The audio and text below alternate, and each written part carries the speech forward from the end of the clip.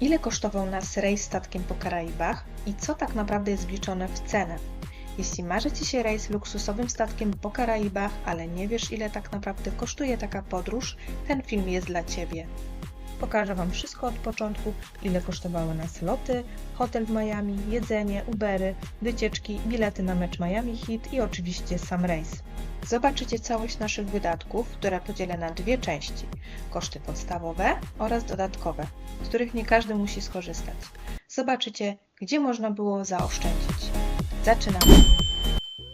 Witam moi drodzy w moim nowym materiale. Zanim przejdziemy do kosztów, chcę zaznaczyć, że podróżujemy niezależnie, nie współpracujemy z żadnym biurem podróży ani agentem. Cały wyjazd organizowaliśmy sami, rejs, loty, hotel w Miami, transport i dodatkowe atrakcje. Większość naszej podróży opłacaliśmy w funtach, natomiast wydatki poniesione już na miejscu w Miami będę podawać w dolarach. Od 2 lat podróżujemy statkami, a rejs, o którym będzie mowa w dzisiejszym filmie, był moim czwartym w życiu.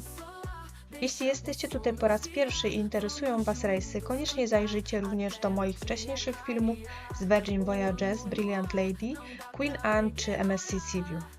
A teraz przejdźmy do konkretów. Wiele osób patrzy przede wszystkim na cenę samego rejsu. Tylko że to dopiero początek wydatków. Do ceny dochodzą przecież loty, hotel przed rejsem, transport na miejscu, jedzenie, ewentualne wycieczki czy dodatkowe napoje na pokładzie. Na co dzień mieszkamy w Wielkiej Brytanii, dlatego mieliśmy spory wybór bezpośrednich lotów do Miami. Po przeczytaniu opinii zdecydowaliśmy się na Virgin Atlantic. Zależało nam na cenie i na komforcie podczas tak długiego lotu. W cenie biletu mieliśmy ciepły posiłek, przekąski, napoje, również te alkoholowe, a przed lądowaniem dostaliśmy jeszcze podwieczorek. Za bilety dla 2 osób w obie strony zapłaciliśmy 880 funtów. Oczywiście ceny zmieniają się w zależności od terminu i miejsca wylotu, dlatego warto porównywać kilka opcji przed zakupem. Tyle jeżeli chodzi o lot. Przechodzimy teraz do hotelu. W hotelu spędziliśmy 3 noce. Warto być wcześniej przed rejsem, bo unika się ryzyka, że lot będzie opóźniony, a statek odpłynie bez Was. Poza tym zyskuje się czas na pokonanie jetlagu i wejście w wakacyjny klimat. Co najważniejsze, można zwiedzić samo miejsce, w którym się zatrzymujecie. 2 pełne dni pozwoliły nam zobaczyć Sound Beach czy Little Havana w Miami. Zatrzymaliśmy się w Kenmore Village Hotel w Miami Beach i na Booking.com oceniany jest jako dobry, 7,5 na 10 opinii. Hotel mieści się w samym centrum historycznej dzielnicy Art Deco i jest bliziutko do plaży, bo 5 minut pieszo do Lummus Parku i Ocean Drive. Cena tego hotelu za 3 noce wyniosła nas 300 funtów. Jeżeli chodzi o koszty związane z jedzeniem i atrakcjami w Miami, to już wszystko zależy od Was. Gdzie chcecie zjeść i ile zapłacić. Można przeżyć te 2 dni budżetowo, kupując przekąski w marketach albo na przykład w Burger Kingu. Tam za 2 zestawy typu Whopper plus frytki i 2 kole zapłacicie $24. Lub można pochodzić po restauracjach i spróbować ciekawszych opcji. My na pewno chcieliśmy koniecznie zjeść w typowym amerykańskim dinerze i mieliśmy szczęście, bo dosłownie naprzeciwko naszego hotelu znajdował się znany 11th Street Diner. Za 2 zestawy śniadaniowych burrito i 2 kawy zapłaciliśmy ponad $40. Samo jedzenie i kawa kosztowały $41,25. Do tego doszedł podatek $3,71 oraz 18% service charge w wysokości $7,43. I to jest ciekawostka dla osób, które pierwszy raz podróżują do USA.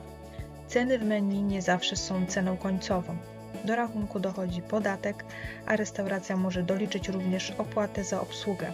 Dlatego warto zawsze sprawdzić rachunek przed zapłaceniem.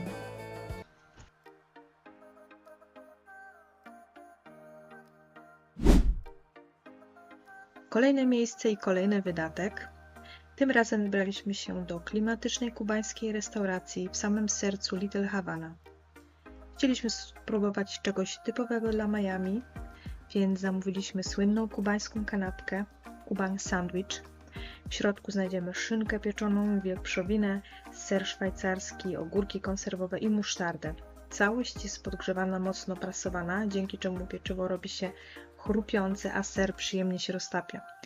Za 2 kanapki zapłaciliśmy łącznie $54.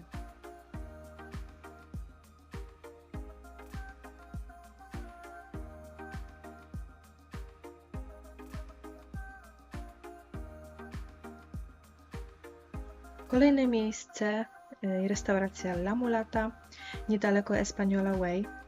Zamówiliśmy 2 kawy i 2 zestawy śniadaniowe.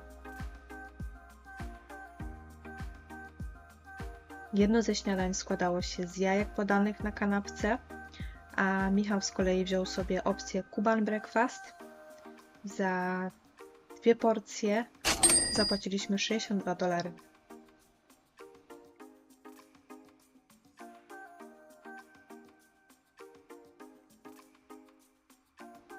Następnego dnia, zamiast kolejnej restauracji, postanowiliśmy zjeść w naszym hotelowym ogrodzie. Niedaleko hotelu mieliśmy kafejkę Bettant Bakery Cafe, francuska piekarnia i kawiarnia w samym sercu Sound Beach, więc mieliśmy okazję spróbować trochę innego klimatu. Ja wybrałam pyszne quiche ze szpinakiem, pomidorem i parmezanem. Michał postawił na bagietkę w stylu kubańskiej kanapki. Do tego wzięliśmy sobie jeszcze po kawie i po ciastku francuskim z guawą. Za całość zapłaciliśmy ponad $40. Kolejne koszty to koszty transportu, na które wydaliśmy około 100 funtów. Ta kwota pokryła nam wszystkie kluczowe przejazdy Uberem z lotniska do hotelu, z hotelu do portu, a po rejsie z portu z powrotem na lotnisko. Do tego doszły 2 kursy po mieście, z Wynwood do Little Havana i powrót pod hotel na Miami Beach już po meczu NBA. Ceny Ubera w Miami są różne, zależą od pory dnia.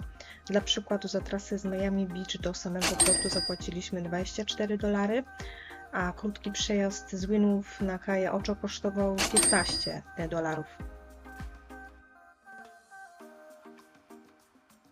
Pamiętajcie, że amerykański Uber standardowo dorzuca od 15 do 20% napiwku.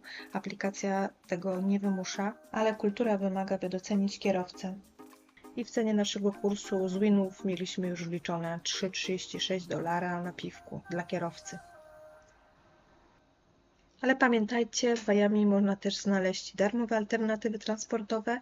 Jeśli jesteście ciekawi jakie, to możecie zajrzeć do mojego osobnego filmu o Miami, który znajdziecie już na moim kanale. Kolejnym kosztem, ale to już dodatkowym, był mecz NBA. Zapłaciliśmy za niego $50. Przed wejściem do hali czekała nas niespodzianka, bo musieliśmy jeszcze dopłacić ekstra $10 za zewnętrzną szafkę, aby schować tam torebkę. Kaseya Center ma rygorystyczną politykę bezpieczeństwa i nie wpuszcza z torbami większymi niż małe kopertówki. Ceny szafek zaczynają się od $10 za mecz, ale przy najbardziej obleganych spotkaniach, koncertach, gwiazd czy fazie play-off opłata ta może wzrosnąć. Przed meczem postanowiliśmy jeszcze sobie kupić coś do picia i coś do jedzenia i zaszliśmy do Skinny Louie i za jeden zestaw smash burgera i 2 kole zapłaciliśmy $40. Nie jest to mały wydatek, więc warto pamiętać, że ceny jedzenia w Miami potrafią być zróżnicowane. Teraz czas na najważniejsze, czyli cenę samego rejsu. Nasza opłata stała za kabinę w opcji Locked In wyniosła 1780 funtów. Ponieważ przydzielony pokój nie do końca nam się podobał, postanowiliśmy wziąć udział w licytacji i udało nam się zdobyć piękną kabinę z balkonem. Za to zapłaciliśmy 500 funtów. Jeśli chodzi o wydatki na statku, dokupiliśmy pakiet barowy Bartap za $500, do którego armator dorzucił od siebie ekstra $100 na dodatkowe drinki. O tym, jak one działają, szczegółowo opowiadam w moim ostatnim filmie o statku, więc koniecznie tam zajrzyjcie. Na sam koniec do kosztów dodatkowych musimy doliczyć jeszcze wycieczki w portach, zwiedzanie wyspy Antigua oraz kajaki na St. Kitts kosztowały nas łącznie 320 funtów. Czas na ostateczne podsumowanie. Nasz cały 10-dniowy wyjazd na Karaiby dla 2 osób zamknął się w kwocie 4640 funtów. Na ekranie widzicie teraz dokładne zestawienie. Jak widać, koszty podstawowe, lot, hotel, jedzenie, statek z kabiną wewnętrzną to 3360 funtów. Cała reszta, czyli ponad 1200 funtów, to były nasze dodatkowe atrakcje.